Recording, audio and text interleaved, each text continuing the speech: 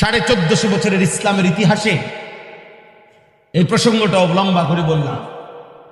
1450 বছরের ইসলামের ইতিহাসে মুসলমানদের যাবতীয় বিজয়, সফলতা, কামিয়াবি, ইমানদারের সমস্ত বিজয়, সফলতা, কামিয়াবি মুসলিম জাতির সর্বদাই, সর্বযুগে, সর্বকালে, এমনকি কিয়ামত পর্যন্ত তিনটি আমলের উপরে ধারাবাহিকভাবে এক তালে, এই তিনটি আমলের ধারাবাহিকতার উপরে মুসলমানদের কামিয়াব সর্বযুগে।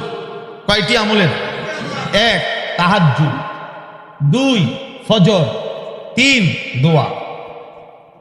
এক কথায় সকালবেলার এশরাকের ওয়াক্ত পর্যন্ত আর রাত্রি গভীরের ভোর রাত্র থেকে শুরু করে এশরাক, এই টাইমে মুসলমানের বিজয়। এই সময়ের গুরুত্বটা, এই টাইমের গুরুত্ব আরোপ, এর মাধ্যমে আউলিয়া হয়, এর মাধ্যমে আলেম হয়, এর মাধ্যমে হাফেজে কোরআন হয়। সমস্ত কওমি মাদ্রাসা হিফজখানায় বাচ্চারা কোরআন শরীফের মুখস্থ সবকটা দেয় ফজরের আগে। কেন? এটা টাইম ঠিক করলো কেন? শিখে মাগরিবের পরে, সবক শিখে কখন? নতুন পড়া মুখস্থ করে মাগরিবের পরে। আর সবকটা শুনায় কখন? ফজরের আগে। ফজরের আগেই সবক শোনানো। আমি ব্যক্তিগতভাবে আমার হুজুররা কখনো কখনো কেউ জুরায়, কম হয়, দেরিতে উঠতে মুঠতে, আমি অনেকবার বলছি হুজুরদেরকে মিটিং করে করে, তাহলে আপনারা যেহেতু একটু জুরান, উঠতে দেরি করেন, তাহলে ফজরের আগে সবক বন্ধ করেন, ফজরের পরে শুনেন, আপনাদের যেহেতু ঘুমের কষ্ট হয়। ওনারা আবার পরে সবাই আইসা বলে, হুজুর আল্লাহর দোহাই আমরা আবার উঠবো, ঠিক আছে, আমাকে ভুল হয়েছে, আমরা কম হচ্ছে, ঘাটতি হয়েছে, আমরা ঠিক হবো, উঠুম ইনশাল্লাহ, কিন্তু সবক ফজরের আগে শুনতে হবে।